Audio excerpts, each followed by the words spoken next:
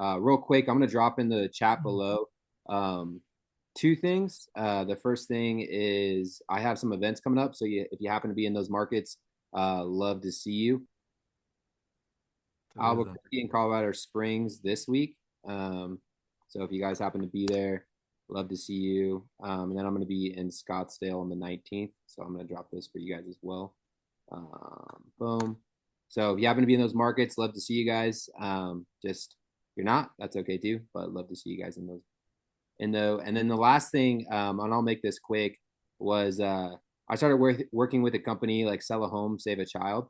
So pretty cool company basically. But they, I mean, you can look at it, but they have like I'm working with them to help them create like a better marketing designation. So you guys can leverage this in your marketing. And when you go on listing appointments, like, hey, when you list with us, a percentage of our money goes to basically sell like saving kids out of human trafficking and poverty and stuff like that. So just a great. I got to meet the owner, or the guy who started it. He's got a great story. You guys can check that out. And so, all right, now let's dive into some of the stuff. Yeah, so one of the big things for me was the percentage of listings versus the amount of agents like that have sold, and I have that like slide right here, so I'm gonna pull it up and just read it to you guys. This kind of showed. I mean, this is Tom Ferry's data, so it's like he is agent agnostic. So I mean, he's just pulling data from all the companies, and I thought it was really interesting. The percentage of, and I'll actually drop the slide. So basically, this is showing like buyers, how many buyers were sold and how many sellers were sold.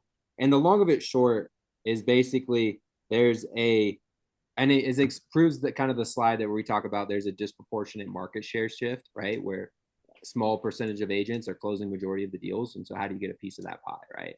So how do you guys get a piece of that pie? And honestly, the seller data is better, right? It's showing that there's the agents who are closing the sellers are also closing the buyers. And there's it's really interesting. Let me put you on mute. It's really interesting to look at that, in my opinion. And so it's like, how do you get to where agent, like, you got these mega teams and mega agents that are getting a disproportionate share of the market. Um, and this was predicted by Stefan Swanepoel back, over 10 years ago. They paid him $1 million to do the danger report. And so my question to you guys and to all agents is like, how do you get a piece of that pie? Like, how are you guys going to become the dominant listing agent, dominant, you know, buyer's agent in your market? And so one of the things that they talked about was becoming a specialist, right? A lot of times we agents see you doing a little bit of everything, right? You're a buyer, you're a seller's agent, you're an investor agent, you do it all, right? Luxury, like, pick one lane and stay focused in that one lane, and figure out like what is it that's going to allow you to really get to where you want to be, and just refer out the rest. And that could be a scary thing, but if you're focused just on listings, um, I think you crush it. If you're focused just, I mean, when you go to a doctor, right? When you go to like uh to go get surgery, you don't want to go to the doctor that does everything. You go to the specialist, right? You go to the guy who is a knee specialist, you know, whatever, right? Like like the earlier, over a year ago, we had to do a flight for life for my son, who was like a couple months old, because of his breathing. We had to fly into Colorado Springs because they didn't have a specialist that could handle what was going on, right? And so it's like, hey, we could have stayed where we are at and deal with somebody who's not a specialist, or it's like, hey, let's go to the specialist. And so who are you? Like, what are you? Are you? And so I would really take some time and define like what you want to focus on, um, and then delegate those other things. So, um, and then your superpower. So that kind of goes into like your superpower. Like, what is your superpower? One to many leverage is what I wrote down. So doing events, doing webinars, those are my superpowers. That's my leverage, right? But what is it for you? Like, what offer are you leveraging? What people are you leveraging? What systems are you leveraging? All of those questions. and then kind of the core question is, what if I do blank and turn idea into action? So it's like, it's great to have all these ideas, but without taking massive action. Intention without massive action is an insult to the people counting on you, right? So you guys all have people counting on you, whether it's your kids, your spouse, your friends, your family, your in-laws, your whoever, right? I mean, your parents maybe. And so you guys all have people counting on you. And so being really clear on the goal is going to be really important. And like the one thing, like what's the one thing that makes everything else significantly easier? And so let me see here.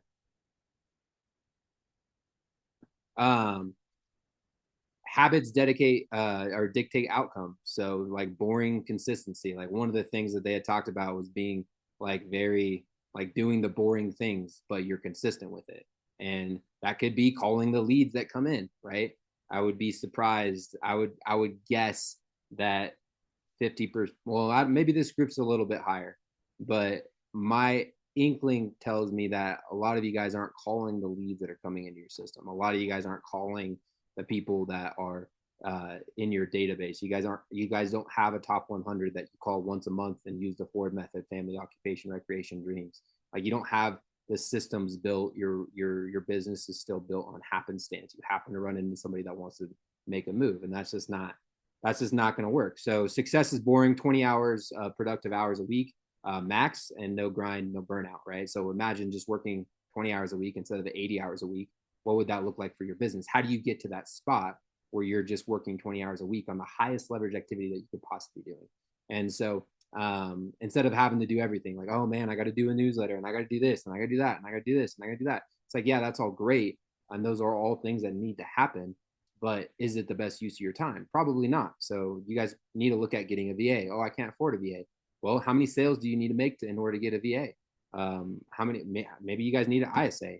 How many calls do you need to make until you get an ISA? The number one, they talked about the number one lead generating thing right now for buyers is open houses. So leveraging open houses, and it was funny. He shared the open house like method, and I was like, that's a pull off of Reese's stuff, which is I'll give you guys that. I don't know if Jimmy has it. If you can throw it in the chat. If not, I'll do it at the end. But just the open house workbook. If you guys did that, and that was the one thing that you guys focused on, and you did an open house 3 times a week, twice a week, and that was what you focused on, you'd crush it. And if you did it the right way, I live in a market where there's 19,000 people, and I get 40 people to come through my open houses, right? And if you're not getting that, it's probably because you're not doing it right. And so if you can get 40 people to come through an open house and actually get all their data and have and that's a system, right? And it's it doesn't cost a lot of money. Does it take time? Sure. But I mean, so anyways, that was good. And then the principle, like what's the one problem are we solving? And so figuring out for you guys, like what's the biggest problem that you guys need to solve in your business right now? What's the number one thing? And then make that the focus, right? When you focus on 10 other things, it's not going to work. So mind shift. Leo, the CEO of EXP, spoke about this. So the declarations, the promises kept to yourself, request with respect. So it's like all these things, like what we say to ourselves will literally change. Like you can talk to yourself. You can listen to all the podcasts, all the Tony Robbins, all the stuff you want, but nobody talks more to you than you do in a day, right? So, and then excited to learn. So 1 hour deep focus block. So putting in like time to learn. So this is a great time to learn. You guys are learning things. You guys didn't have to go to Cabo to learn. You didn't have to spend $3,000 or $4,000 or whatever it was to go to Cabo to learn all the things that I'm going to be teaching you. Now, what I will say is the biggest things that I took away from Cabo is the relationships, right? The connections, connecting with people. I sat with a guy from San Diego who is probably going to be, he's a baller, but one of the things that he talked about is how he just leverages his sphere. And one of the things that he does is he does mailers every month to his sphere, and he calls his database, his people every single month. And just a simple thing like that is allowed him to continue to sell well over 50 homes a year just from his database, right? And so now he had to work hard to build that. but a lot of you guys have great databases, but you guys just ignore them. So, and then run towards the problem. No more low juice tactics. If the juice isn't worth the squeeze, then don't do it. Ditch heavy door knocking or signs if not converting. So basically, what it's saying is like, if it's not worth the squeeze, then you shouldn't be doing it. If it's not worth your time, you shouldn't be doing it. And figuring out like what is your time worth, like, and if you want to make $1 million this year, that means your time is worth $1,000 an hour. And so, if you're not doing $500 an hour work, then you're doing the wrong work. And and if those things need to get done, most of them can be done by AI and some of the AI agents. And I'm going to be, I'm really excited about some of that. So if you really boil down what the biggest things that Pace and Tom Ferry really talked about towards the end of their presentation is about how AI is here and it's changing our industry extremely rapid, like absolutely gangbusters. And it's not to bring fear, but it's just the truth. And so the agents who are willing to adapt AI into their business and learn it and do the things that's going to give them their time back, and not just talking about like using ChatGPT to write your listing description. Like my 6-year-old can talk to ChatGPT and how to do that. Like leveraging and learning like how to use AI agents to write your emails, to be able to respond to leads that come into the system, like AI bots, like all this stuff. Like, and so I'm actually working with a developer right now on the side to build out an actual like real AI agent that can do. I could say, hey, his name's Jax. I could say, hey, Jax, go ahead and book my flight to Scottsdale. Make it this time and this time, and it's gonna go do it. Like that's crazy. Hey, go ahead and call all the expireds that were on the list today, and get them set up into my calendar. Like, that's wild. Hey, Jax, go ahead and send Jimmy the slides for tomorrow so he can get them all dialed in, or send whatever, right? Like, hey, I just did a coaching call. Go ahead and send the recording out with the highlights of the call and make sure everybody that was on it gets it. And that's literally what's going to be happening. Hey, go ahead and go ahead and write the listing appointment for Susie Joe. Go ahead and make it for 600,000, and we're going to do a 12-month, and we're going to charge her 8%. I mean, that's where the game's going. And if you're not open to that, and if you're not willing to learn that, then the truth is that you won't be in the business in the next 12 to 18 months. I mean, you might be, but you're going to be working for somebody else who learns those things. And so it's not so much and it's nothing to be fearful over. It's just the facts, right? Just like when the internet came out, just like when websites were a big thing, just like when all of that stuff was happening, right? And so it's just the shift. And so it's a major opportunity. That's what it is. And so being aligned with the right people. And so in my professional opinion, like being a part of this group, being a part of EXP, you guys, I mean, hearing from the CEO and hearing from our chief marketing officer, and we even have like a full AI gal. What's her name? Kathy, or no, what is her name? Anyways, like ballers, like all of them. And so hearing from them from stage was great. And knowing like, man, you guys are in the right spot for sure. And if you're not, then you really are going to be left behind. Daily cadence. So this talks about like just basically whether you're doing production or attraction. So having your 7:30 huddle, which is a RAM, so rhythm of accountability method. So if you run a team, you should have a 20-minute huddle and you should be focused on 3 things. Hey, how many calls did you make? How many follow-ups did you have? Right? How many appointments did you have? How many contracts did you get signed? That should be it. And no BS, no fluff. Like it's just like boom. Like that. I mean, that's how almost I want to say like that's how this call should be, right? If you want to talk and give a testimonial, it's like, hey, how many calls did you make? How many appointments did you set? How many contracts got signed? Like that's rhythm of accountability. That's a testimonial. And so when you're running a team or running anything like that, there needs to be that accountability. And so doing that and having that for your team is going to be really important. And then 8 to 12 is prospecting, lead gen, follow up, focus. Like that should be you until you can get an ISA. All the other stuff you're doing is, I mean, even if you're doing agent attraction, that's what you should be doing from 8 to 12. You should be prospecting, right? And then focus 90-minute blocks, convert, recruit, build wealth, right? And so that's kind of the flow of things, right? And setting your appointments for the afternoon, right? So all your appointments are from 12 to 5 or 12 to 6 or whatever it is.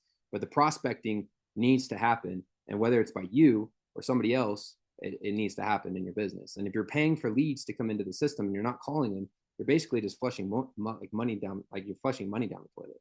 Like you're just, I mean, it's a waste. And so oh, my leads don't answer. Well, figure out a different way. Like send a video. I've shared this before, but there was an investor I was trying to get a hold of. I called him like probably 6, 7 times, left voicemails, text him. I shot him a 30-second video, not anything fancy, just on my phone, and just said, what was his name? Scott. I was like, hey, Scott, I've been trying to get a hold of you. This is what I want to talk to you about. Give me a call. And with less than a minute, I don't even know if he watched the video. He called me. And so it's like, if you got to send your leads a quick video, then do it. Don't make excuses. Like figure out how to, like, I mean, just there's a way, and there's going to be the agents that crush it, and there's going to be the ones that don't. And so doing the boring stuff like calls or sending a quick video or making a video, like all those things are boring. But if you're willing to do the boring things consistently without getting a return, like that's discipline. That's discipline. So this is what I did for this. I'm going to be scaling the cash offer. That's just my weapon of choice. So whether you're a new construction cash offer or whatever it is, I don't know if I'll do a daily webinar, but I will be doing at least a weekly webinar for buyers, sellers, and investors leveraging the cash offer. I'm going to go one to many because that's my superpower, and then leveraging like the idea of atomic habits, right? So if you guys haven't read that book, that's a great book to read.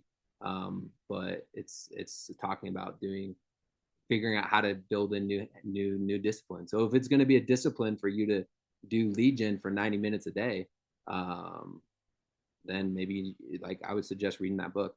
And then use it to scale teams fast and generate leverage. So looking at doing the cash offer around the country and scaling different teams in different markets. So that's what I'm going to be doing. High juice focus. So pivot to open house, major areas, SOI, no more expired FSBOs, heavy if not inefficient or efficient. So I don't know if I'll do that. That was just part of my notes that I was taking.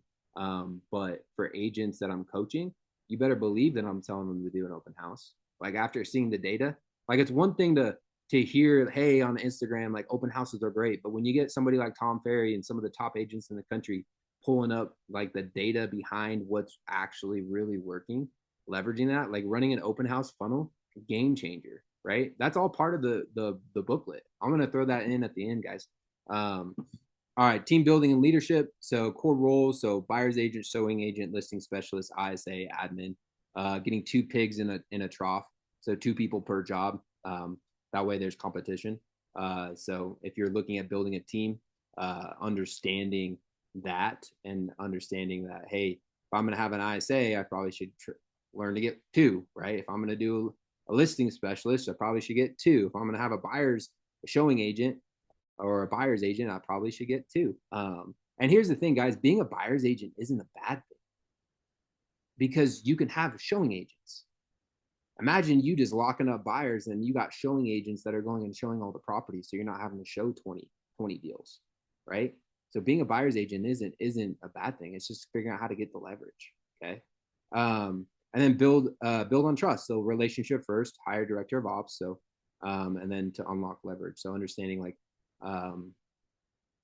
this is like for team building. Leverage platform. So I'm trying to get to 20 expansion partners. So people who I'm like, the reason why I'm flying into markets, and this is for recruiting, right? So, but it's the same thing. Like you should figure out, hey, how do I get leverage? That should be the first question that you ask yourself. Like, how do you actually get leverage? How do I get time leverage? Like, what does that look like? You can do it through other people. You can do it through systems. You can do it through automation. You can do it through AI. Like there's so many different ways of doing it, but how do you actually get it? Right. And so for me, getting to 20 expansion partners, like I want to figure out like, and an expansion partner for me is going into a market, training somebody and helping them do live events. So then I don't have to go back to that market anymore. So We just got a baller in Colorado Springs. We're really excited about.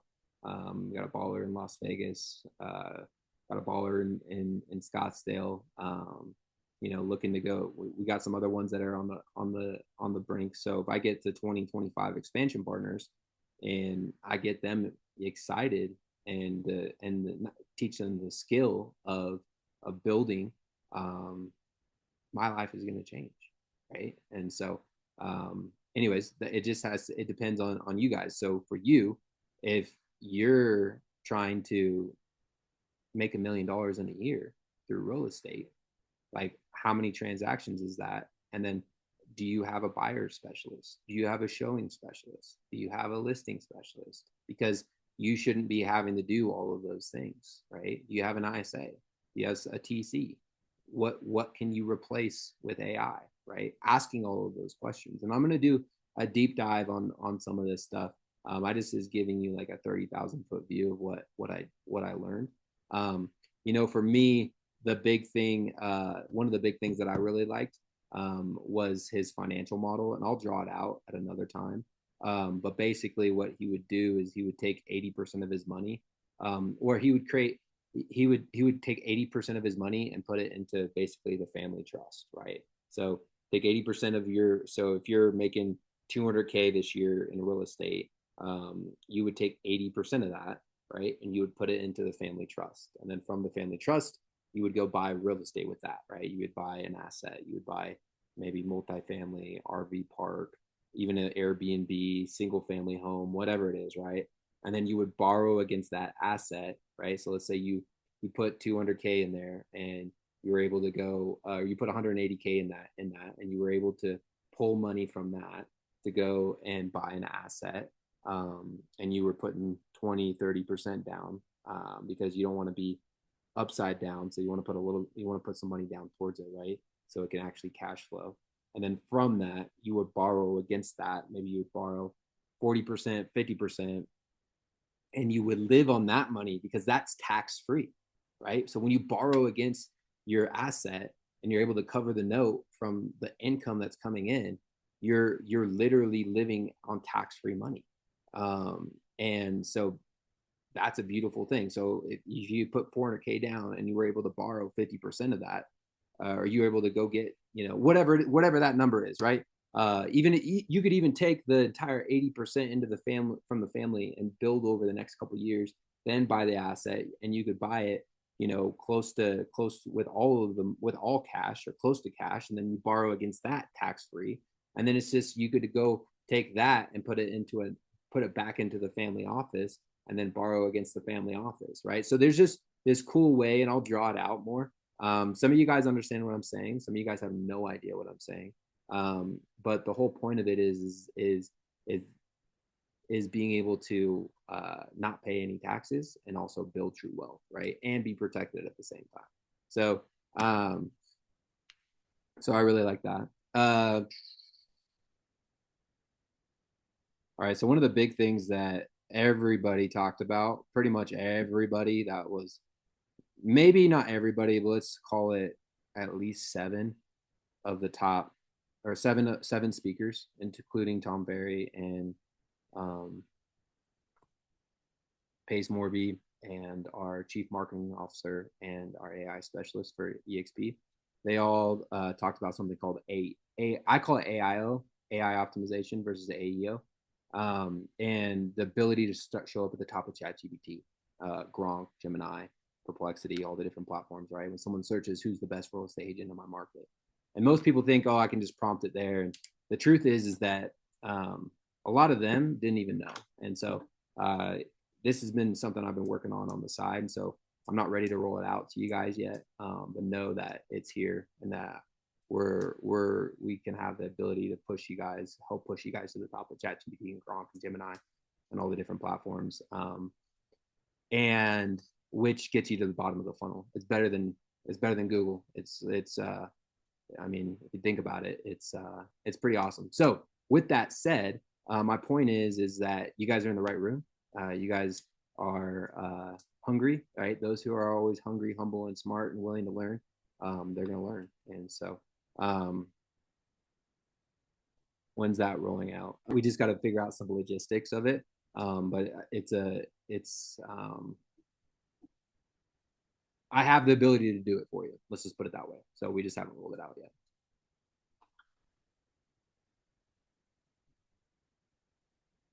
Right? These are all things that AI can do, right? My business systems, my communication, how I market to attract clients, done for you things, how I prep to win clients, how I manage listings, buyers under contract, how I win more time back. Like all of those things can be done with AI, right?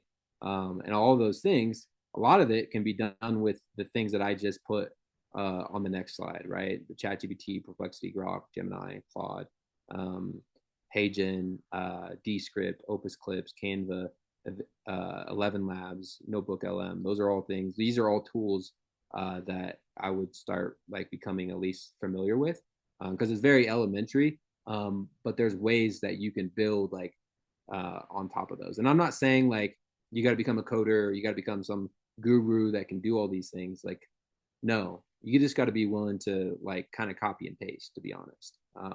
And so and not be afraid of it. That's the real truth. So there is some complex stuff, but majority of it, anybody can learn. If you guys are learning like attract ROI, which could seem hard for a lot of people, you can also learn, the AI stuff. All right, guys. Well, have a great day. Be blessed.